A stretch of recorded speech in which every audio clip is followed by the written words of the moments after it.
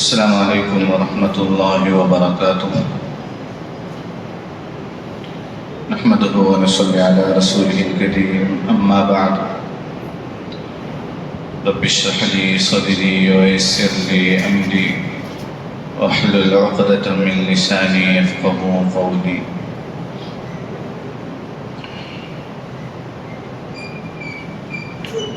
فأعوذ بالله من الشيطان الرجيم. بسم الله الرحمن الرحيم.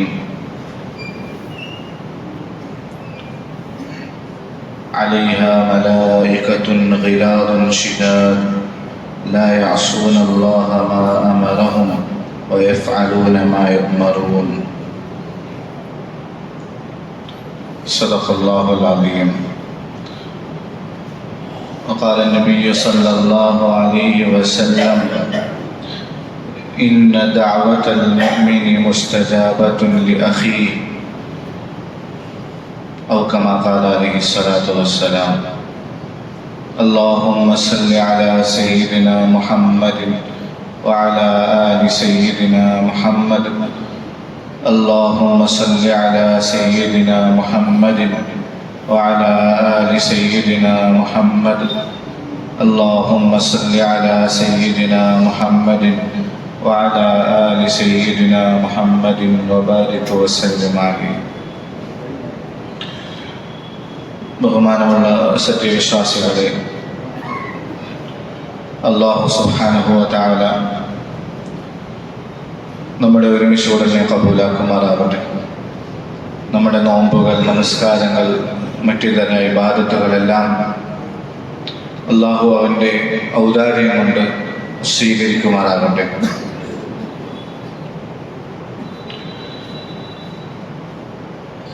ബഹുമാനികളെ, മലക്കുകളെ കുറിച്ചുള്ള വിശ്വാസം ഈമാൻ കാര്യങ്ങളിൽ രണ്ടാമത്തേതാണ് മലക്കുകളിലുള്ള വിശ്വാസം. അതുമായി ബന്ധപ്പെട്ട കുറച്ച് കാര്യങ്ങളാണ് കഴിഞ്ഞ ദിവസം നമ്മൾ കേട്ടത്. അല്ലാഹു സുബ്ഹാനഹു വ തആല ശരിയായ രീതിയിൽ പറയുവാനും കേൾക്കുവാനും ഉൾക്കൊള്ളുവാനുമുള്ള തൗഫീഖ് നൽകുമാറാകട്ടെ. ബഹുമാനികളെ, റസൂലുള്ളാഹി സ്വല്ലല്ലാഹു അലൈഹി വസല്ലമ തങ്ങൾ ഒരു ഹദീസിലൂടെ പറയുന്നുണ്ട്, മലക്കുകളുടെ എണ്ണം എത്രത്തോളം ആധിക്യമുള്ളതാണ്, എത്രത്തോളം എണ്ണമുണ്ട് മലക്കുകൾക്ക്. വമാ യഅലമു ജുനൂദ റബ്ബിക ഇല്ലാ ഹു. അല്ലാഹുവിനല്ലാതെ അതിൻ്റെ എണ്ണം എത്രയുണ്ടെന്ന് അറിയില്ല. അതുമായി ബന്ധപ്പെട്ട ഒരു ഹദീസ് റസൂലുള്ളാഹി സ്വല്ലല്ലാഹു അലൈഹി വസല്ലമ തങ്ങൾ പറയുന്നുണ്ട്.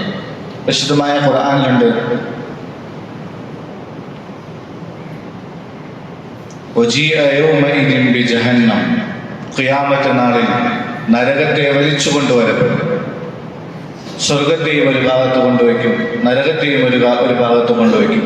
മഹ്ശറിൽ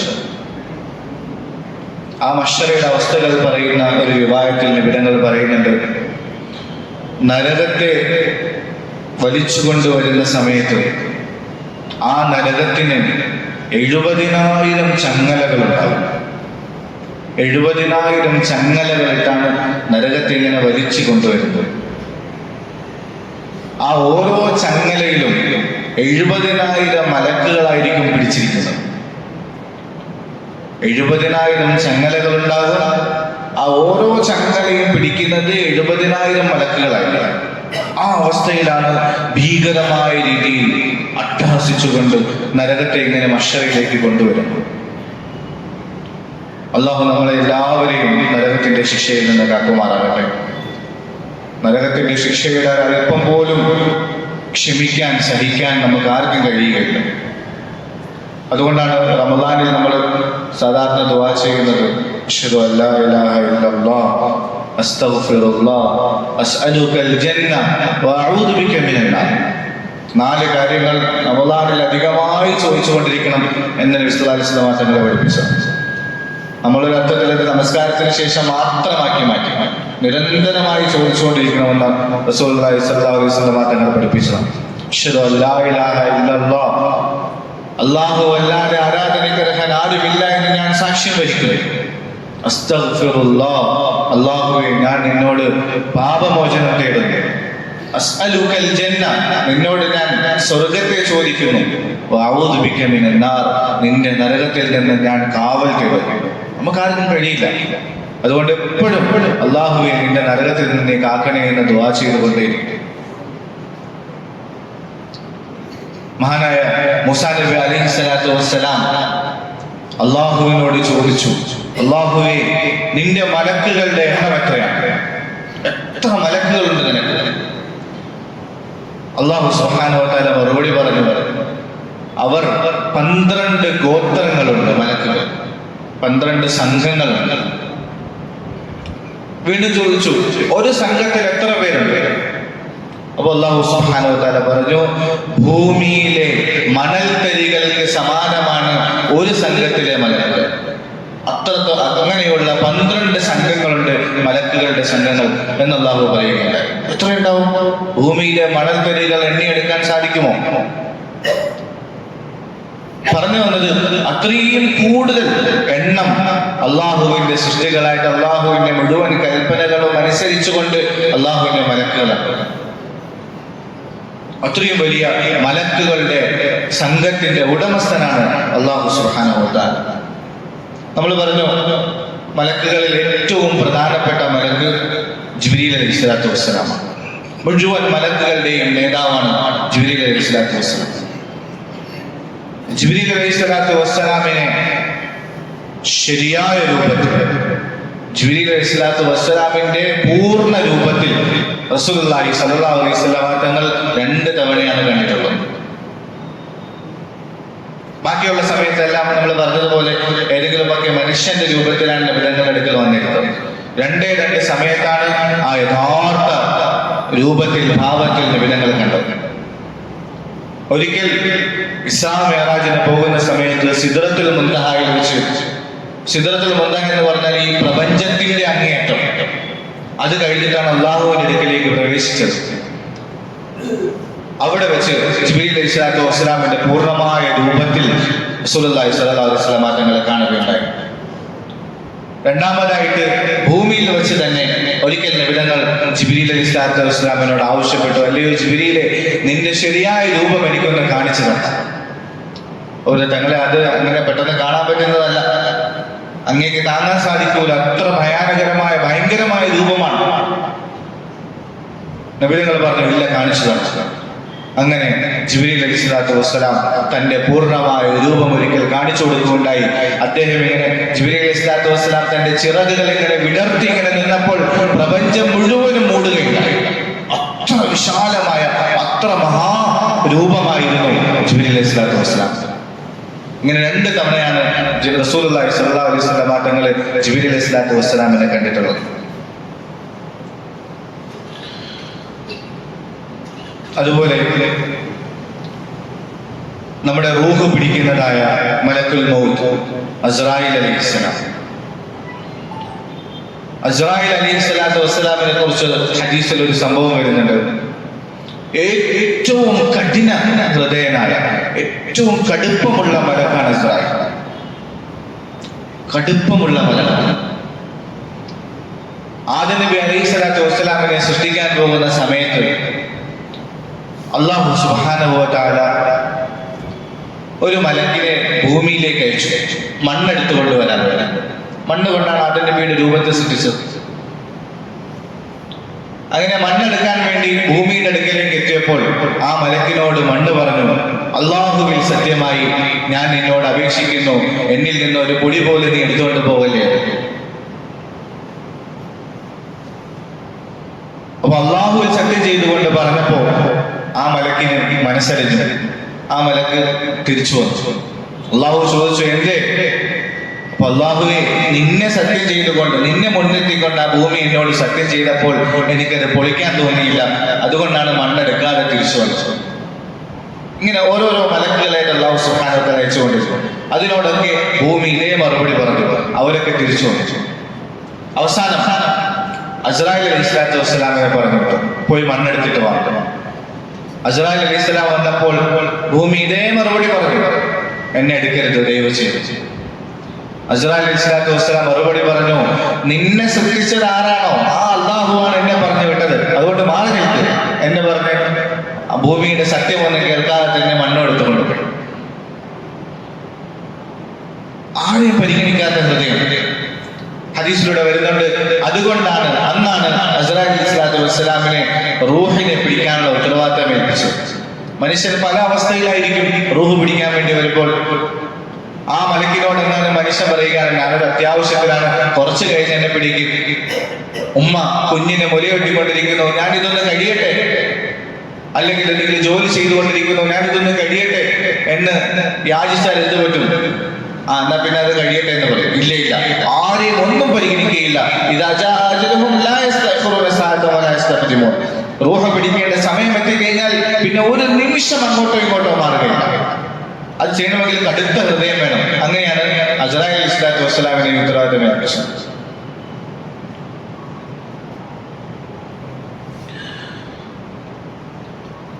ഒരു ഹദീസിലൂടെ വരുന്നുണ്ട്, രണ്ട് മലക്കുകൾ അവരുടെ ഭൂമിയിലെ ജോലി കഴിഞ്ഞ് ആകാശത്തേക്ക് പോവുകയാണ്. വഴിയിൽ വെച്ച് രണ്ടുപേരും കണ്ടുമുട്ടി. ഈ മലക്ക് ആ മലക്കിനോട് ചോദിക്കുകയാണ്, എന്തായിരുന്നു എന്ന് നിന്റെ ഡ്യൂട്ടി? അപ്പൊ പറഞ്ഞു, ഒരു സത്യവിശ്വാസിയായ മനുഷ്യൻ മരിക്കാൻ കിടക്കുകയാണ്. ആ മനുഷ്യന്റെ അവസാനത്തെ ആഗ്രഹം ഒരല്പം തേന് കഴിക്കണമെന്നായിരുന്നു. അദ്ദേഹത്തിന്റെ തൊട്ടടുത്ത് തന്നെ ഒരു പാത്രത്തിൽ തേന് വെച്ചിട്ടുണ്ട്. അള്ളാഹു എന്നെ ഏൽപ്പിച്ച ഉത്തരവാദിത്വം ആ തേനിന്റെ പാത്രത്തെ തട്ടിക്കളയാണ്. ആ മനുഷ്യന് കിട്ടരുത്, ആ മനുഷ്യൻ കുടിക്കരുത്. നിനക്കെന്തായിരുന്നു ജോലി? എന്റെ ജോലി ഒരു യഹൂദിയായ അമുസ്ലിമായ ഒരു മനുഷ്യൻ, അവൻ മരിക്കാൻ കിടക്കുകയാണ്. അവന്റെ അവസാനത്തെ ആഗ്രഹം, അവനിക്കൊരു കുളമുണ്ട്, ആ കുളത്തിൽ നിറച്ച് മീനുണ്ടാകണം. ഈ ആഗ്രഹത്തോടുകൂടെ കിടക്കണം. അവിടെ തന്നെ ആള് മരിച്ചു പോകും. അള്ളാഹു എന്നെ വിട്ടിട്ട് പറഞ്ഞു, ആ കുളത്തിൽ മീനിനെ നിറച്ചിട്ട് വരണം, അയാളുടെ ആഗ്രഹം സാധിപ്പിച്ചിട്ട് വരണം. രണ്ടുപേരും സംശയമായി, ഇതെന്തായി കാണിക്കുന്നത്? ഒന്ന് സത്യവിശ്വാസിയായ മനുഷ്യൻ, അവന്റെ അവസാനത്തെ ആഗ്രഹം ഒരല്പം തേൻ ഒടിക്കണമെന്നാണ്, ആ ആഗ്രഹത്തെ തട്ടിക്കളഞ്ഞു. അതൊരു അമുസ്ലിമായ മനുഷ്യൻ, അവന്റെ അവസാനത്തെ ഒരു ആഗ്രഹം അവന്റെ കുളത്തിൽ നിറച്ച് വെള്ളം ഉണ്ടാകണമെന്ന്, മീൻ ഉണ്ടാകണമെന്ന് അള്ളാഹു അത് സാധിപ്പിച്ചു കൊടുത്തു. എന്തായാലും രണ്ടുപേരും ഈ സംശയത്തോടുകൂടി അള്ളാഹുവിന്റെ അടുക്കിലേക്ക് എത്തുന്നു. അള്ളാഹു ചോദിച്ചു, നിങ്ങളുടെ ഉത്തരവാദിത്തങ്ങൾ പൂർത്തിയാക്കിയോ? അതെ, പൂർത്തിയാക്കി. അള്ളാഹുവേ, എന്നാലും ഒരു സംശയം, എന്തായിരുന്നു ഇതിന്റെ യാഥാർത്ഥ്യം? അതൊരു സത്യവിശ്വാസിയല്ലേ, അവന്റെ ആഗ്രഹം സാധിപ്പിച്ചു കൊടുക്കേണ്ടത്. ഇതൊരു അമുസ്ലിം അല്ലേ, അവന്റെ ആഗ്രഹം എന്തിനു സാധിപ്പിച്ചു കൊടുത്തു? അല്ലാഹു സുബ്ഹാനഹു വ തആല മറുപടി പറഞ്ഞു, ആ സത്യവിശ്വാസിയായ മനുഷ്യൻ അവൻ എന്റെ അടിമയാണ്, അവൻ എന്നെ വിശ്വസിച്ച മനുഷ്യനാണ്. അവന് വേണ്ടി ഞാൻ ഇവിടെ ആഖിറത്തിൽ ഒരുപാട് പദവികൾ തയ്യാറാക്കി വെച്ചിട്ടുണ്ട്. പക്ഷേ ആ പദവികളിലേക്കൊന്നും എത്താനുള്ള അത്രയും പവർ അവനിക്കില്ല. അതുകൊണ്ട് എന്ത് ചെയ്യും? അല്ലാഹു സുബ്ഹാനഹു വ തആല, ഇത് സാധാരണ അള്ളാഹുവിന്റെ തർത്തീബാണ്. ഓരോ മനുഷ്യന് വേണ്ടി അള്ളാഹു ആഖിറത്തിൽ ഒരു പദവി തയ്യാറാക്കി വെച്ചിട്ടുണ്ടാവും.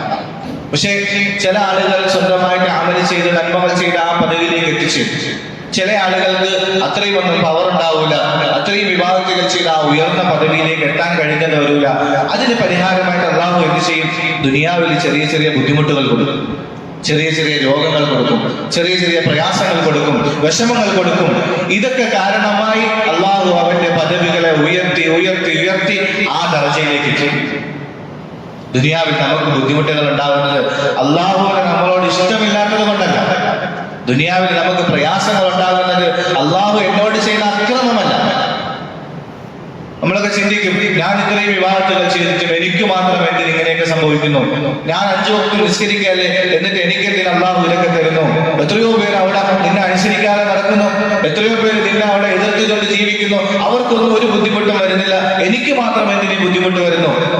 അള്ളാഹു കാക്കുമാറാകട്ടെ. അങ്ങനെയുള്ള ചിന്തകൾ ചിലപ്പോൾ ദീനിൽ നിന്ന് തന്നെ നമ്മളെ തെറ്റിച്ചു കളയും. അതുകൊണ്ട് നമ്മൾക്ക് ജീവിതത്തിൽ ഉണ്ടാവുന്ന പരീക്ഷണങ്ങളുടെ, വിഷമങ്ങളുടെ, ബുദ്ധിമുട്ടുകളുടെ യാഥാർത്ഥ്യം മനസ്സിലാക്കുക. റസൂലുള്ളാഹി സ്വല്ലല്ലാഹു അലൈഹി വസല്ലം തങ്ങൾ പറയുന്നുണ്ട്, മുഅ്മിൻ ഉണ്ടാകുന്നതായ ഒരു ചെറിയൊരു തലവേദന പോലും, അവന്റെ കാലിൽ കൊള്ളുന്നതായ ഒരു ചെറിയ മുള്ള്, അത് കാരണമായിട്ട് പോലും അവന്റെ പാപങ്ങൾ അല്ലാഹു മാപ്പ് ചെയ്തുകൊണ്ടേയിരിക്കും. അങ്ങനെ അവന്റെ പദവികൾ ഉയർത്തി ഇറക്കിക്കൊണ്ടേയിരിക്കും. അവസാനം അള്ളാഹു തീരുമാനിച്ച ആ വലിയ പദവിയിലേക്ക് എത്തി. അതുകൊണ്ട് അള്ളാഹുവിന്റെ ഭാഗത്ത് നിന്നുണ്ടാകുന്നതായ പരീക്ഷണങ്ങളിൽ ക്ഷമിക്കണം, പ്രതിഫലം കാക്ഷിക്കണം. എന്ത് ബുദ്ധിമുട്ടുണ്ടായാലും പുറത്തേക്ക് ഇറങ്ങുന്നു, വെയിലടിക്കുമ്പോൾ നമ്മുടെ ശരീരത്തിൽ ബുദ്ധിമുട്ടുണ്ടാകുന്നു. അള്ളാഹുവിന്റെ തീരുമാനമാണ്. അതിലൂടെ അള്ളാഹു സുബ്ഹാനഹു വ തആല എനിക്ക് പ്രതിഫലം തരും. നോമ്പ് പിടിച്ചിരിക്കുന്നു, ദാഹം അനുഭവപ്പെട്ടുകൊണ്ടിരിക്കുന്നു, ചൂട് അനുഭവിച്ചുകൊണ്ടിരിക്കുന്നു. ഇതിന്റെയൊക്കെ പേരിൽ അള്ളാഹു നമ്മളുടെ പദവികൾ ഇങ്ങനെ വർദ്ധിപ്പിച്ചുകൊണ്ടേയിരിക്കുകയാണ്. ഇത് സത്യമായ വാഗ്ദാനമാണ്. മുഹമ്മദ് റസൂലുള്ളാഹി സ്വല്ലല്ലാഹു അലൈഹി വസല്ലം തങ്ങൾ അറിയിച്ചു തന്ന യാഥാർത്ഥ്യമാണ്. അപ്പൊ അള്ളാഹു പറഞ്ഞു, ആ മനുഷ്യന്റെ തീരുമാനിച്ചു വെച്ചതായ പദവിയിലേക്ക് അവൻ എത്തൂല. അവനക്ക് അത്രയും അമലുകളൊന്നുമില്ല. അതുകൊണ്ട് ഞാനിങ്ങനെ പരീക്ഷണങ്ങൾ അവനക്ക് കൊടുത്തുകൊണ്ടിരുന്നു. അവസാനത്തെ ആ ഒരു പരീക്ഷണം കൂടി ആയപ്പോൾ അവന്റെ പരീക്ഷണങ്ങൾ മുഴുവനും തീർന്നു. അതോടുകൂടി അവന്റെ പദവിയിലേക്ക് എത്തിച്ചേർന്നു. സുബ്ഹാനല്ലാഹ്. ബാഹ്യമായിട്ട് നമ്മൾ നോക്കുമ്പോൾ ഒരു ബുദ്ധിമുട്ടാണ് സംഭവിച്ചത്. പക്ഷെ യഥാർത്ഥത്തിൽ അതിലൂടെ എന്താണ്? അവന്റെ പദവി അല്ലാഹു സുബ്ഹാനഹു വ തആല ഉയർത്തുകയായിരുന്നു. അപ്പൊ ചോദിച്ചു, മറ്റേ ആളോ, യഹൂദിയായ മനുഷ്യനോ? അവൻ ലോകത്ത് ഒരുപാട് നന്മകൾ ചെയ്ത മനുഷ്യനാണ്. നന്മയുടെ പ്രതിഫലം അല്ലാഹു സുബ്ഹാനഹു വ തആല ഉറപ്പായിട്ട് കൊടുക്കും. സത്യവിശ്വാസിയാണോ, അവന് ദുനിയാവിലും കിട്ടും, ഉറപ്പായിട്ടും ആഖിറത്തിൽ കിട്ടും. സത്യവിശ്വാസി അല്ല എങ്കിൽ അള്ളാഹു അവന് ദുനിയാവിൽ തന്നെ ആ കൂലി കൊടുത്തു തീർക്കും. ആഖിറത്തിലേക്ക് വേണ്ടി ഒന്നും വയ്ക്കില്ല. ആഖിറത്തിൽ ഒരാൾക്ക് പ്രതിഫലം കിട്ടണമോ, അതിന്റെ അടിസ്ഥാനം ഈമാനാണ്, അള്ളാഹുവിനുള്ള വിശ്വാസമാണ്. വിശ്വാസത്തോടു കൂടി ആര് സൽക്കർമ്മം ചെയ്യുന്നോ അവന് ആഖിറത്തിൽ അള്ളാഹു പ്രതിഫലം നൽകും. വിശ്വാസമില്ല എങ്കിൽ നന്മകൾ ചെയ്താൽ ആ നന്മയുടെ പ്രതിഫലം ദുനിയാവിൽ തന്നെ അള്ളാഹു കൊടുത്തു തീർക്കും. ആ മനുഷ്യൻ ഒരുപാട് നന്മകൾ ചെയ്ത മനുഷ്യനാണ്. അവന്റെ പ്രതിഫലമൊക്കെ ഞാനിങ്ങനെ കൊടുത്തുകൊണ്ടേയിരുന്നു. ഒരു നന്മയുടെ പ്രതിഫലം കൂടെ കൊടുക്കാൻ ബാക്കിയുണ്ടായിരുന്നു. അവൻ അവസാനം ഒരു ആഗ്രഹമുണ്ടായി. ആ ആഗ്രഹത്തെ പൂർത്തീകരിച്ചുകൊണ്ട് അവന്റെ മുഴുവൻ പ്രതിഫലവും തീർത്തു. ഇനി ആഖിറത്തിലേക്ക് വേണ്ടി അവനക്ക് ഒന്നും ബാക്കിയില്ല. ആ മലക്കുകളുടെ സംശയം തീർന്നു. റസൂലുള്ളാഹി സ്വല്ലല്ലാഹു അലൈഹി വസല്ലം തങ്ങൾ പറയുന്നത്, നിങ്ങൾ കോഴി കൂകുന്നത് കേട്ടാൽ അള്ളാഹുവിനെ സ്തുതിക്കണം, അള്ളാഹുവിന്റെ റഹ്മത്തിൽ നിങ്ങൾ പ്രതീക്ഷിക്കണം. കാരണം എന്താണ്? കോഴി കൂകുന്നത് മലക്കിനെ കണ്ടിട്ടാണ്. കോഴി കൂകുന്നത് മലക്കുകൾ ആകാശത്ത് നിന്ന് ഇറങ്ങി വരികയും പോവുകയും ചെയ്യുന്നത് കാണുമ്പോഴാണ് കോഴികൾ കൂകുന്നത്. അതുകൊണ്ട് കോഴിയുടെ ശബ്ദം കേട്ടുകഴിഞ്ഞാൽ നിങ്ങൾ അസ്വസ്ഥരാകരുത്. അള്ളാഹുവിന്റെ ഔദാര്യത്തിൽ നിങ്ങൾ പ്രതീക്ഷിക്കണം, അള്ളാഹുവിനോട് ദുആ ചെയ്യണം. കഴുത കരയുന്നത് കേട്ടാലോ, നിങ്ങൾ ശൈത്താനിൽ നിന്ന് അള്ളാഹുവിനോട് കാവൽ തേടണം. കാരണം കഴുത പിശാചിനെ കാണുമ്പോഴാണ് കരയുന്നത്, ശബ്ദമുണ്ടാക്കുന്നത്. അതുകൊണ്ട് കഴുതയുടെ ശബ്ദം കേട്ട് കഴിഞ്ഞാൽ നിങ്ങൾ എന്ത് ചെയ്യണം? അള്ളാഹുവിനോട് പിശാചിൽ നിന്ന് കാവൽ തേടണം. പറഞ്ഞു വന്നത്, ഇവിടെ മുഴുവനും, ഭൂമിയിൽ മുഴുവനും മലക്കുകളുടെ സാന്നിധ്യം ഇങ്ങനെ നിറഞ്ഞു നിൽക്കുകയാണ്. ഏത് സമയത്തും ഓരോരോ ജോലികൾക്കായി മലക്കുകൾ ഇങ്ങനെ രാവിലെയും വൈകുന്നേരവും വരികയും പോവുകയും ചെയ്തുകൊണ്ടിരിക്കും. രാത്രി വന്നതായ മലക്കുകൾ രാവിലെ സുബഹി നമസ്കാരം കഴിയുമ്പോൾ ആകാശത്തേക്ക് തിരിച്ചു പോകും. അടുത്ത പകലിന്റെ ഡ്യൂട്ടിയുള്ള മലക്കുകൾ സുബഹി സമയത്ത് ഇറങ്ങി വരും. ഈ രണ്ട് കൂട്ടം മലക്കുകൾ സുബഹി സമയത്ത് ഒരുമിച്ച് പോയി. അസറിന്റെ നമസ്കാരത്തിലും ഒരുമിച്ച് പോയി. അസറിന് അവർ ആകാശത്തേക്ക് പോകും, അടുത്ത ആൾക്കാർ ഇറങ്ങി വരും. സുബഹിക്ക് അവർ ആകാശത്തേക്ക് പോകും, അടുത്ത ആൾക്കാർ ഇറങ്ങി വരും. ഈ സുബഹി നമസ്കാരവും അസർ നമസ്കാരവും കൃത്യമായി ജമാഅത്തായി നമസ്കരിക്കാൻ കഴിഞ്ഞാൽ എത്ര വലിയ ഭാഗ്യമാണ്.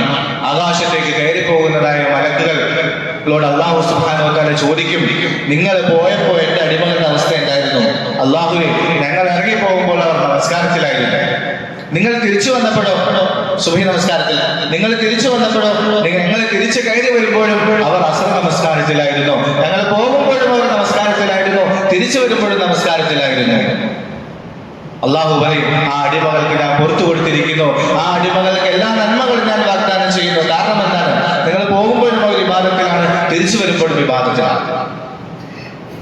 സുബഹിയുടെയും അസറിന്റെയും നമസ്കാരത്തിന് പ്രത്യേക പ്രതിഫലമുണ്ട്.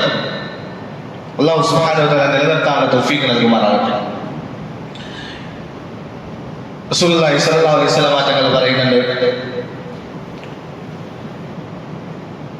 ഒരു മനുഷ്യൻ തന്റെ സഹോദരന് വേണ്ടി, ഏതെങ്കിലും ഒരു സഹോദരന് വേണ്ടി അവൻ കാണാതെ അവൻ അറിയാതെ ദുആ ചെയ്താൽ, അല്ലാഹുവേ എന്റെ ഇന്ന സഹോദരന് നീ നന്മ ചെയ്യണേ, അവനെ നീ അനുഗ്രഹിക്കണേ എന്ന് പറഞ്ഞ ഏതെങ്കിലും ഒരു അടിമയ്ക്ക് വേണ്ടി ദുആ ചെയ്താൽ, ആ ദുആയ്ക്ക് ആമീൻ പറയാൻ വേണ്ടി അല്ലാഹു സുബ്ഹാനഹു വ തആല ഒരു കൂട്ടം മലക്കുകളെ ഏൽപ്പിച്ചിട്ടുണ്ട്. മലക്കുകളുടെ വ്യത്യസ്ത ഉത്തരവാദിത്തങ്ങളാണ് പറഞ്ഞുകൊണ്ടിരിക്കുന്നത്. ഒരു കൂട്ടം മലക്കുകളുടെ ഉത്തരവാദിത്തം എന്താണ്? ഏതൊരു മുസ്ലിം തന്റെ സഹോദരന് വേണ്ടി അവൻ കാണാതെ ദുആ ചെയ്യുന്നോ, അവൻ അറിയാതെ ദുആ ചെയ്യുന്നോ, അവന്റെ ദുആക്ക് ആമീൻ പറയാൻ വേണ്ടി ആ മലക്ക് വന്നിരിക്കും. ഇന്ന ദഅവതൽ മുസ്ലിമി മുസ്തജാബത്തുൻ ലിഅഖീഹി. തന്റെ അടിമയ്ക്ക് വേണ്ടി, തന്റെ സഹോദരന് വേണ്ടി ആരെങ്കിലും ദുആ ചെയ്ത്, അല്ലാഹുവേ എന്റെ സഹോദരന് നീ പുറത്തു കൊടുക്കണേ, അല്ലാഹുവേ അവൻ രോഗിയാണ് നീ അവനക്ക് ശിഫ കൊടുക്കണേ, അല്ലാഹുവേ അവൻ ബുദ്ധിമുട്ടിലാണ് നീ അവനെ സഹായിക്കണേ. ഈ മലക്ക് ആ മനുഷ്യൻ ദുആ ചെയ്യുമ്പോൾ എല്ലാം ഈ മലക്ക് പറയും ആമീൻ വലക്കൽ മിസ്ൽ, ആമീൻ വലക്കൽ മിസ്ൽ. അല്ലാഹുവേ ഈ ദുആ നീ സ്വീകരിക്ക്, ഇതുപോലെ തന്നെ നീ അവനക്ക് കൊടുക്കും. നോക്കി, നമുക്ക് നമ്മളുടെ സഹോദരങ്ങൾക്ക് വേണ്ടി ദുആ ചെയ്യാൻ മടിയാണ്. അവനെങ്ങനെ നന്നായി പോയാലോ, അല്ലാഹു കാക്കുമാറാകട്ടെ. അവന് വേണ്ടി നമ്മൾ എന്തൊക്കെ ദുആ ചെയ്യുന്നോ അത് അവനക്ക് കിട്ടുമോ ഇല്ല, അത് വേറെ വിഷയം. ഉറപ്പായിട്ടും നമുക്ക് കിട്ടിയില്ല. കാരണം നമുക്ക് വേണ്ടി ദുആ ചെയ്യുന്നത് മലക്കാണ്. അല്ലാഹുമ്മ ആമീൻ വലക്കൽ മിസ്ൽ. അല്ലാഹുവേ അവനക്ക് അവന്റെ സഹോദരന് വേണ്ടി എന്താണോ ചോദിച്ചത് അത് നീ ഉറപ്പായിട്ടും അവനക്ക് കൊടുക്കണേ എന്ന് ദുആ ചെയ്യും. നമ്മളുടെ സഹോദരന്റെ ആഫിയത്തിന് വേണ്ടി നമ്മൾ ദുആ ചെയ്യുന്നു, അല്ലാഹു ആദ്യം നമുക്ക് ആഫിയത്ത് തരും. നമ്മളുടെ സഹോദരന്റെ രോഗം മാറാൻ വേണ്ടി നമ്മൾ ദുആ ചെയ്യുന്നു, അല്ലാഹു ആദ്യം നമുക്ക് തരും ആഫിയത്ത്. നമ്മുടെ സഹോദരന്റെ ബുദ്ധിമുട്ടുകൾ മാറാൻ വേണ്ടി നമ്മൾ ദുആ ചെയ്യുന്നു, അല്ലാഹു ആദ്യമായി നമ്മുടെ ബുദ്ധിമുട്ടുകൾ മാറ്റിത്തരും. അതുകൊണ്ട് നമ്മുടെ സഹോദരങ്ങൾക്ക് വേണ്ടി ദുആ ചെയ്യാം. അല്ലാഹു ചില മലക്കുകളെ ഡ്യൂട്ടി കൊടുത്ത് ഏൽപ്പിച്ചിട്ടുണ്ട് നമുക്ക് വേണ്ടി ദുആ ചെയ്യാം. മലക്കുകളുടെ ദുആ കിട്ടിക്കഴിഞ്ഞാൽ പിന്നെ സ്വീകാര്യതയ്ക്ക് ഒരു സംശയവുമില്ല. ദുആ ചെയ്യണം, നമുക്ക് വേണ്ടി ദുആ ചെയ്യണം, നമ്മുടെ സഹോദരങ്ങൾക്ക് വേണ്ടി ദുആ ചെയ്യണം. അതിനകത്ത് മറ്റൊരു രസകരമായ കാര്യമുള്ളത്, നമ്മൾ ആർക്ക് വേണ്ടി ദുആ ചെയ്യുന്നോ അവന് നമ്മളോട് സ്നേഹമുണ്ടാകും.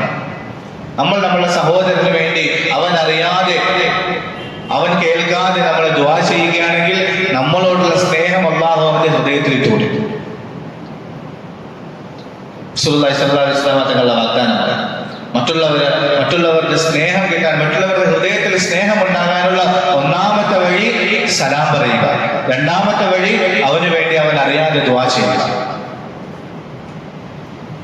ചെയ്യൂല ഇൻഷാ അല്ലാഹ്. അല്ലാഹു സുബ്ഹാനഹു വ തആല അമൽ ചെയ്യാൻ തൗഫീഖ് നൽകുമാറാകട്ടെ. ഒരു വിഭാഗം മലക്കുകളുണ്ട്, ഹമലത്തുൽ അർശ്, അല്ലാഹുവിന്റെ അർശിനെ ചുമക്കുന്നതായ മലക്കുകൾ. വയഹ്മിലു അർശ റബ്ബിക ഫൗഖഹും യൗമഇദിൻ സമാനിയ. 8 കൂട്ടം മലക്കുകളുണ്ട്. അവർ അല്ലാഹുവിന്റെ സിംഹാസനമായ അർശിനെ ഇങ്ങനെ ഉയർത്തിക്കൊണ്ടിരിക്കുകയാണ്.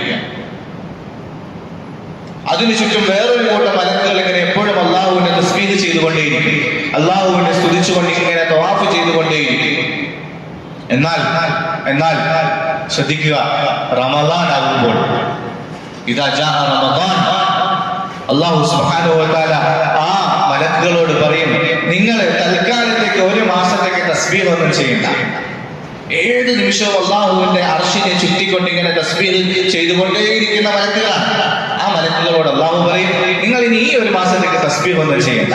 പിന്നെ എന്താണ് നിങ്ങളുടെ പണി? നിങ്ങൾ നോമ്പ് പിടിക്കുന്നതായ സത്യവിശ്വാസികൾക്ക് വേണ്ടി ഇസ്തിഗ്ഫാർ ചെയ്തുകൊണ്ടേയിരിക്കുക. അല്ലാഹു അക്ബർ. എത്ര വലിയ അനുഗ്രഹമാണ്! നോമ്പ് പിടിക്കുന്നത് നിസാരമായ കാര്യമല്ല. പരിശുദ്ധമായ റമദാൻ നിസാരമായ മാസമല്ല. അല്ലാഹുവിന്റെ അർശിനെ ചുറ്റിക്കൊണ്ട് അല്ലാഹുവിനെ തസ്ബീഹ് ചെയ്തുകൊണ്ടിരിക്കുന്നതായ മലക്കുകളുടെ ആ പണി അവസാനിക്കുന്നു. 1 മാസത്തേക്ക് അവരുടെ ജോലി എന്താണ്? റമദാനിൽ നോമ്പ് പിടിക്കുന്നതായ സത്യവിശ്വാസിയുടെ ഇസ്തിഗ്ഫാറിന് വേണ്ടി അവർ പ്രാർത്ഥിച്ചുകൊണ്ടേയിരിക്കും. അല്ലാഹുവേ ആ അടിമയ്ക്ക് നീ പുറത്തു കൊടുക്കണേ, അല്ലാഹുവേ അബ്ദുല്ലാക്ക് നീ പുറത്തു കൊടുക്കണേ, അല്ലാഹുവേ അബൂബക്കറിന് നീ പുറത്തു കൊടുക്കണേ, അല്ലാഹുവേ മുഹമ്മദിന് നീ പുറത്തു കൊടുക്കണേ. ഇങ്ങനെ ഓരോ അടിമയ്ക്ക് വേണ്ടി അവർ ഇസ്തിഗ്ഫാറിനെ തേടിക്കൊണ്ടേയിരിക്കും. നമുക്ക് അല്ലാഹുവിൽ പ്രതീക്ഷിക്കാൻ നമ്മളുടെ പേര് പറഞ്ഞുകൊണ്ട് ആ മലക്കുകൾ അല്ലാഹുവിനോട് ഇസ്തിഗ്ഫാറിനെ തേടിക്കൊണ്ടിരിക്കുന്നുണ്ടാവും. അല്ലാഹു സുബ്ഹാനഹു വ തആല കബൂലാക്കുമാറാകട്ടെ. മറ്റൊരു വിഭാഗം മലക്കുകളാണ്.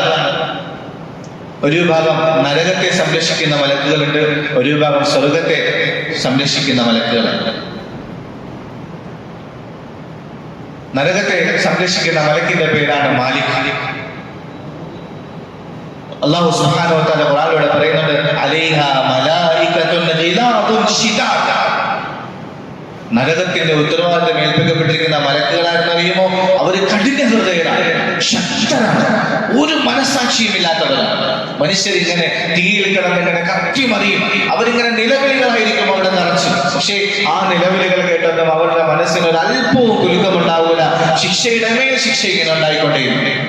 ഒരു ഹദീസിലൂടെ വരുന്നുണ്ട്, നരകത്തെ സൃഷ്ടിക്കുന്നതിനും 70,000 വർഷങ്ങൾക്ക് മുമ്പേ തന്നെ നരകത്തിന്റെ ഉത്തരവാദിത്തപ്പെട്ട മലക്കുകൾ അല്ലാഹു സുബ്ഹാനഹു വ തആല സൃഷ്ടിച്ചു. എന്നിട്ടോ ഓരോ ദിവസം കഴിയുന്തോറും അവരുടെ ശക്തി ഇങ്ങനെ വർദ്ധിച്ചുകൊണ്ടേയിരിക്കും. അല്ലാഹു അക്ബർ. എത്ര കഠിനമായിരിക്കും നരകത്തിന്റെ ശിക്ഷ, എത്ര കഠിനമായിരിക്കും നരകത്തിന്റെ ശിക്ഷ. വിശുദ്ധമായ ഖുർആനിലൂടെ വരുന്നുണ്ട്, വസീഖൽ ലദീന കഫറൂ ഇലാ ജഹന്നമ സുമറ. നരകത്തിലേക്ക് ഇങ്ങനെ സത്യനിഷേധികളായ ആളുകളെ ഇങ്ങനെ നരകാവകാശികളെ ഇങ്ങനെ വലിച്ചിഴച്ചു കൊണ്ടുപോകും. അങ്ങനെ നരകത്തിന്റെ മുമ്പിൽ എത്തുമ്പോൾ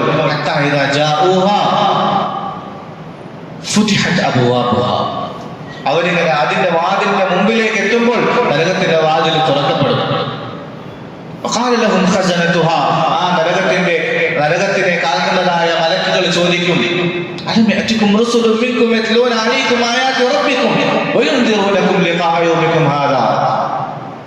ഈ കാര്യങ്ങളൊക്കെ പറഞ്ഞു തരാൻ നിങ്ങളുടെ അടുക്കൽ പ്രവാചകന്മാർ വന്നില്ലേ, ആളുകൾ വന്നില്ലേ, അല്ലാഹുവിന്റെ ദൂതന്മാർ വന്നില്ലേ?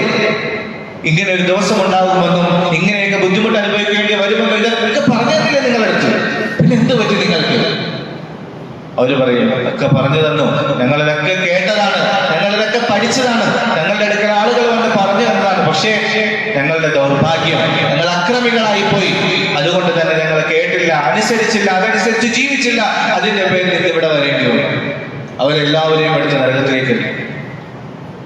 അടുത്ത ആയത്തിൽ അല്ലാഹു സുബ്ഹാനഹു വ തആല സ്വർഗ്ഗത്തെ കുറിച്ച് പറയുന്നു, വസീഖൽ ലദീന തഖൗ റബ്ബഹും ഇലൽ ജന്നതി സുമറ. അല്ലാഹുവിനെ സൂക്ഷിച്ച്, അല്ലാഹുവിനെ അനുസരിച്ച്, അല്ലാഹുവിനെ പേടിച്ച് ജീവിച്ചതായ ആളുകളെ കൂട്ടം കൂട്ടമായി ഇങ്ങനെ സ്വർഗ്ഗത്തിലേക്ക് കൊണ്ടുവരും. ഹത്താ ഇദാ ജാഊഹാ വഫുതിഹത് അബ്വാബുഹാ. അവരിങ്ങനെ സ്വർഗ്ഗത്തിലേക്ക് വരുമ്പോൾ തന്നെ സ്വർഗ്ഗം ഇങ്ങനെ മലർക്കെ തുറന്നിടപ്പെട്ടിട്ടുണ്ടായിരിക്കും. അല്ലാഹു അക്ബർ. ദുനിയാവിൽ ജയിലുകളുണ്ട്. ജയിലുകളുടെ അവസ്ഥ എങ്ങനെയാണ്? ജയിലിന്റെ വാതിലുകൾ എപ്പോഴും പൂട്ടി ഭദ്രമാക്കി വയ്ക്കപ്പെട്ടതായിരിക്കും. കുറ്റവാളികളെ അവിടേക്ക് കൊണ്ടുവരുന്ന സമയത്തായിരിക്കും തുറക്കുന്നതും അകത്തേക്ക് കയറ്റും, വീണ്ടും അടയ്ക്കും. അല്ലെ, ഇങ്ങനെയല്ല ജയിലിന്റെ അവസ്ഥ. ജയിലിങ്ങനെ തുറന്നിട്ടൊന്നും ഉണ്ടാവും. എന്നാൽ നമ്മുടെ വീട്ടില് അല്ലെങ്കിൽ ഗസ്റ്റ് റൂം, അതിഥികൾക്ക് വേണ്ടിയുള്ള സൗകര്യം, അതിഥി മന്ദിരം. നമ്മളിവിടെ ഒരു ഗസ്റ്റ് റൂം ഉണ്ട്, മഹാന്മാരായ ആളുകൾ വരുമ്പോൾ താമസിക്കാൻ വേണ്ടി അതിഥികൾക്കുള്ള ഒരു മുറിയുണ്ട്. ഗസ്റ്റ് റൂമിന്റെ അവസ്ഥ എന്തായിരിക്കും? അതിഥികൾ വരുമെന്ന് അറിഞ്ഞാൽ നേരത്തെ തന്നെ എല്ലാ തയ്യാറെടുപ്പുകളും ചെയ്ത് തുറന്ന് വാതിലൊക്കെ തുറന്നിങ്ങനെ വെച്ചിരിക്കും, അതിഥിക്ക് നേരെ വന്നിങ്ങനെ കയറാൻ വേണ്ട. ഇത് രണ്ടവസ്ഥകളാണ്. ഇതേ രണ്ടവസ്ഥകളാണ് സ്വർഗത്തിലും നരകത്തിലും ഉള്ളത്. സ്വർഗത്തിനെന്തോ നരകത്തിനെന്തോ നരകാവകാശികളെ പോലും ഇഷ്ടമില്ല. അവരിങ്ങോട്ട് വരുന്നത് തന്നെ ഒരു ബുദ്ധിമുട്ടായി തോന്നുന്നത് പോലെ ഏത് സമയത്തും അടച്ചിട്ടിരിക്കും. അവര് ആ നരകാവകാശികളെ വാതിൽക്കൽ കൊണ്ടുവന്ന് നിർത്തുമ്പോഴായിരിക്കും അവർക്ക് വേണ്ടി വാതിൽ തുറന്നു കൊടുക്കുന്നതും അകത്തേക്ക് കയറ്റിയിട്ട് കഥ അടയ്ക്കുന്നത്. അവർ വരുമ്പോ മാത്രമേ തുറന്നു കൊടുക്കുള്ളൂ. അടുത്ത ആയത്തിൽ പറയുന്നു, അവര് വരുമ്പോഴേക്കും വാതിലൊക്കെ തുറന്ന് വിശാലമാക്കി വെച്ചിട്ടുണ്ടാവും, സ്വീകരിക്കാൻ വേണ്ടി എല്ലാ സജ്ജീകരണങ്ങളും ഒരുക്കിക്കൊണ്ട്. അല്ലാഹു അത്തരക്കാരുടെ കൂട്ടത്തിൽ നമ്മളെ ഉൾപ്പെടുത്തുമാറാകട്ടെ. സ്വർഗം നമ്മളെ സ്വീകരിച്ച് നമ്മളെ ആനയിച്ച് സ്വർഗത്തിലേക്ക് കൊണ്ടുപോകുന്ന ആ നല്ല സത്യവിശ്വാസികളുടെ കൂട്ടത്തിൽ അല്ലാഹു നമ്മളെ ഉൾപ്പെടുത്തുമാറാകട്ടെ. ആ സ്വർഗത്തിന്റെ മലക്കുകൾ പറയും, സലാമുൻ അലൈക്കും തിബ്തും ഫദ്ഖുലൂഹാ ഖാലിദീൻ. സലാം പറഞ്ഞുകൊണ്ട് അവർ സ്വീകരിക്കും, സലാം പറഞ്ഞുകൊണ്ട് സ്വീകരിക്കും. വരിക വരിക, സന്തോഷത്തോടുകൂടി വരിക, നിങ്ങൾക്ക് മംഗളാശംസകൾ, കാലാകാല ജീവിതത്തിനായി നിങ്ങൾ ഈ സ്വർഗത്തിലേക്ക് പ്രവേശിച്ചു കൊള്ളൂ. അല്ലാഹു അക്ബർ. എത്ര വലിയ സ്വീകാര്യതയാണ്, എത്ര വലിയ സ്വീകരണമാണ് സത്യവിശ്വാസികൾക്ക് അല്ലാഹു സുബ്ഹാനഹു വ തആല സ്വർഗത്തിൽ വെച്ചിരിക്കുന്നത്.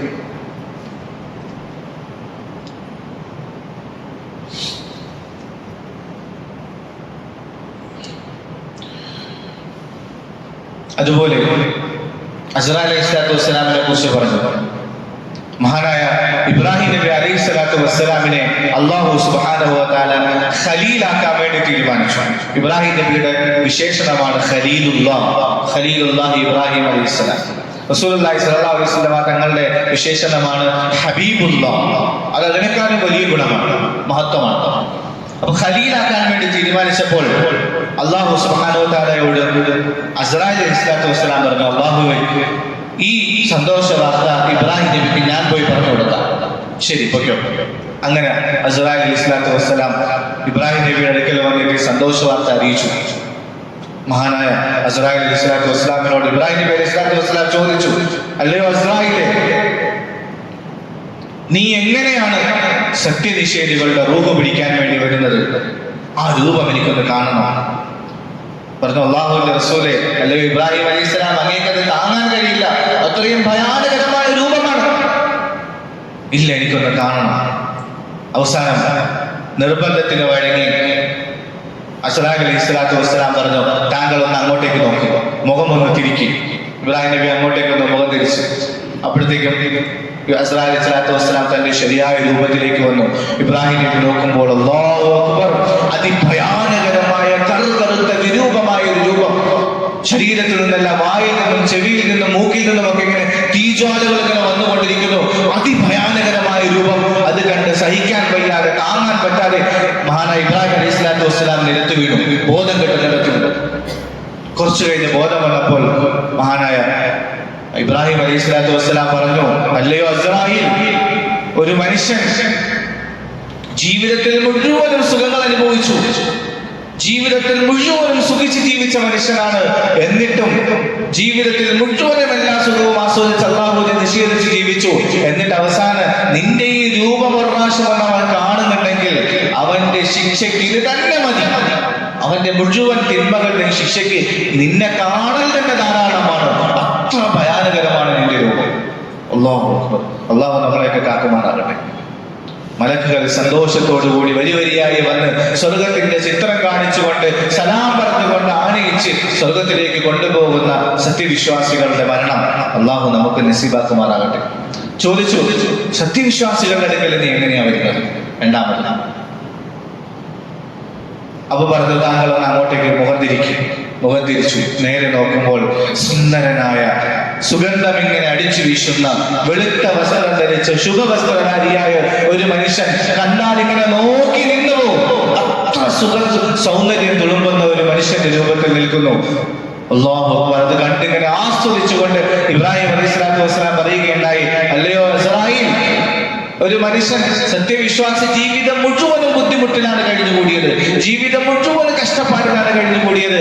എന്നാൽ പോലും മരിക്കുന്ന സമയത്ത് നിന്റെ ഈ രൂപം അവനേക്ക് കാണാൻ സാധിക്കുന്നുണ്ടെങ്കിൽ പിന്നെ ആ ബുദ്ധിമുട്ടൊന്നും ഒന്നുമല്ല, നിന്റെ ഈ രൂപം തന്നെ മതി അവന്റെ മുഴുവൻ ബുദ്ധിമുട്ടുകളും മറന്നു പോകാൻ, അവന്റെ മുഴുവൻ വിഷമങ്ങളും ഇല്ലാതായി പോകാൻ ഈ രൂപമെന്ന് കണ്ടാൽ മാത്രം മതി. അത്ര അനുഗ്രഹമാണ് സത്യവിശ്വാസിയെ പിടിക്കാൻ വേണ്ടി അസ്റായിൽ അലൈഹിസ്സലാം വരുമ്പോഴുള്ള രൂപം. ഓരോ മനുഷ്യനും തന്റെ ഉമ്മായുടെ വയറ്റിൽ ഗർഭസ്ഥാവസ്ഥയിൽ രൂപാന്തരപ്പെടുന്ന സമയത്ത് അല്ലാഹു സുബ്ഹാനഹു വ തആല ഒരു മലക്കിനെ ഉത്തരവാദിത്തം ഏൽപ്പിച്ചിട്ടുണ്ട്. ആ മലക്കിങ്ങനെ അല്ലാഹുവിന്റെ അടുക്കൽ വന്നിട്ട് ചോദിക്കും, അല്ലാഹുവേ, ഈ ഉമ്മയുടെ വയറ്റിൽ രൂപാന്തരപ്പെടുന്നതായ കുഞ്ഞ് അതിന്റെ ഭാവി എന്താകും? അത് നുത്ഫയായിരിക്കണോ? അതല്ല അതും കഴിഞ്ഞ് അലക്കയിലേക്ക് എത്തണോ? അതല്ല അതും കഴിഞ്ഞ് മുതുകയിലേക്ക് എത്തണോ? അഥവാ ഓരോ 40 ദിവസം കൂടുമ്പോൾ ഗർഭസ്ഥ ശിശുവിന്റെ അവസ്ഥകൾ ഇങ്ങനെ മാറിക്കൊണ്ടിരിക്കും. അതിങ്ങനെ ഖുർആനിൽ കൃത്യമായിട്ട് പറയപ്പെട്ടിട്ടുണ്ട്. 40 ദിവസം നുത്ഫയുടെ രൂപത്തിലായിരിക്കും, അടുത്ത 40 ദിവസം അലക്കയുടെ രൂപത്തിലായിരിക്കും, അടുത്ത 40 ദിവസം മുതുകയുടെ രൂപത്തിലായിരിക്കും. ഇങ്ങനെ രൂപ വ്യത്യാസങ്ങൾ ഖുർആൻ പറയുന്നത്, ഹദീസിലും പറയുന്നത്. അപ്പൊ ഏതാകണം? അള്ളാഹു പറയുന്നു അത് നശിച്ചു പോകാനുള്ളതാണെങ്കിൽ അങ്ങനെ പറയും, അതല്ല അത് വളരാനുള്ളതാണെങ്കിൽ അങ്ങനെ പറയും. അവസാനം 4 ചോദ്യങ്ങൾ അള്ളാഹുവിനോട് ആ മലക്ക് ചോദിക്കും. അല്ലാഹുവേ, അശഖിയ്യുൻ അം സഈദ്, ഈ കുട്ടി വിജയിയായിരിക്കുമോ പരാജയിയായിരിക്കുമോ? ഒന്നാമത്തെ ചോദ്യം. രണ്ടാമത്തെ ചോദ്യം, അദഖറുൻ അം ഉൻസ, ഈ കുട്ടി ആണായിരിക്കണോ പെണ്ണായിരിക്കണോ? അള്ളാഹു പറയും, എന്താണോ തീരുമാനിക്കുന്നത് അത് പറയും. ഈ കുട്ടിയുടെ റിസ്ക് എന്തായിരിക്കും? മരിക്കുന്നത് വരെ ഇവൻ എന്തൊക്കെ കഴിക്കും, എവിടം വരെ കഴിക്കും, എത്ര ഭക്ഷണം ഇവന് കഴിക്കും, എന്തൊക്കെയാണ് ഇവൻ കഴിക്കുന്നത്? മരിക്കുന്നത്, അതും അപ്പോൾ തന്നെ തീരുമാനിക്കപ്പെടും. അജൽ എന്തായിരിക്കും? ഫമൽ അജൽ, ഈ കുട്ടി എത്ര നാൾ വരെ ജീവിക്കും? ഈ 4 കാര്യങ്ങളും ഗർഭസ്ഥ അവസ്ഥയിൽ തന്നെ ആ കുട്ടിയുടെ വിഷയത്തിൽ തീരുമാനിക്കപ്പെട്ടിട്ടുണ്ട്. പറഞ്ഞു വന്നത്, നമ്മളുടെ റിസ്ക്കും തീരുമാനിക്കപ്പെട്ടു, അല്ലാഹു തീരുമാനിക്കപ്പെട്ടു, നമ്മളുടെ ആയുസ്സും തീരുമാനിക്കപ്പെട്ടു. ഇനി നമ്മൾ ചെയ്യേണ്ടത് എന്താണ്? ആ അള്ളാഹുവിന്റെ തൃപ്തിക്കനുസരിച്ച് നമ്മളുടെ ജീവിതത്തെ ആക്കി തീർക്കുക. എപ്പോൾ മരണം വന്നാലും അള്ളാഹുവിന്റെ തൃപ്തിയിലായി സന്തോഷത്തോടു കൂടി അള്ളാഹുവിന്റെ അടുക്കിലേക്ക് പോകുന്ന